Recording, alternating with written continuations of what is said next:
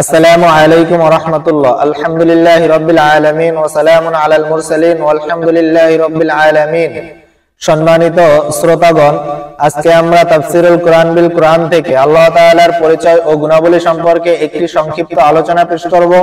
ওয়া মা তাওফিকি ইল্লা বিল্লাহ আলাইহি তাওয়াক্কালতু ওয়া ইলাইহি উনীব। আল্লাহ তাআলার পরিচয়। বিশ্ব জগতের সকল কিছুর সৃষ্টিকর্তা ও মালিক হচ্ছেন আল্লাহ সুবহানাহু ওয়া তাআলা।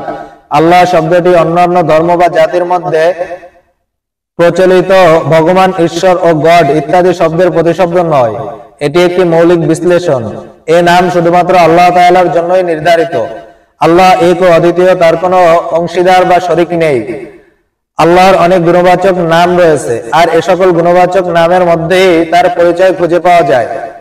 আল্লাহ সুবহানাহু ওয়া তাআলা কুরআন মাজিদে আমাদের জন্য তার পরিচয় যেভাবে তুলে ধরেছেন, আমরা তা তাফসীরুল কুরআন বিল কুরআনের আলোকে উপস্থাপন করার চেষ্টা করব ইনশাআল্লাহ। আল্লাহ তাআলার গুণাবলী। আল্লাহ সুবহানাহু ওয়া তাআলা সূরাতুল ফাতিহায় বর্ণিত তার যে সকল গুণাবলী আমাদের জন্য তুলে ধরেছেন, আমরা তা উপস্থাপন করার চেষ্টা করছি ইনশাআল্লাহ। বিসমিল্লাহির রহমানির রহিম। শুরু করছি মহান রব্বুল ইজ্জাতের নামে, যিনি পরম করুণাময় ও অসীম দয়ালু। আলহামদুলিল্লাহি রাব্বিল আলামিন। সকল প্রশংসা ওই আল্লাহর জন্য, যিনি বিশ্ব জগতের প্রতিপালক। আর রহমানির রহিম, যিনি পরম করুণাময় ও অতিশয় দয়ালু। মালিক ইয়াউমিদ্দিন, যিনি বিচার দিবসের মালিক। ইয়্যাকা না'বুদু ওয়া ইয়্যাকা নাস্তাঈন।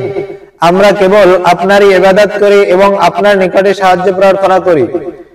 ইহদিনাস সিরাতাল মুস্তাকিম। আপনি আমাদেরকে সরল সঠিক পথ প্রদর্শন করুন। সিরাতাল লাযীনা আন'আমতা আলাইহিম, তাদের পথ যাদের প্রতি আপনি অনুগ্রহ করেছেন। গায়রিল মাগদুবি আলাইহিম ওয়ালাদ-দাল্লিন, তাদের পথ নয় যাদের প্রতি আপনার গজব অবতীর্ণ হয়েছে, এবং তাদের পথ নয় যারা পথভ্রষ্ট হয়েছে। সূরাতুল ফাতিহা হচ্ছে পবিত্র কোরআনের সবথেকে গুরুত্বপূর্ণ সূরা। এই সূরায় আল্লাহ তাআলা আমাদেরকে শিক্ষা দিলেন কিভাবে তার কাছে সাহায্য চাইতে হবে এবং কিভাবে তার প্রশংসা করতে হবে। তাই এই সূরাটি মনোযোগ দিয়ে পড়ুন এবং এর অর্থ অনুধাবন করার চেষ্টা করুন। সম্মানিত শ্রোতাগণ, আজকের আলোচনা এখানেই শেষ করছি। ওয়া আখির দাওয়াহুম আলহামদুলিল্লাহি রাব্বিল আলামিন ওয়া নি'মা আজরুল আমিলিন। আর আমলকারীদের প্রতিদান কতই না উত্তম।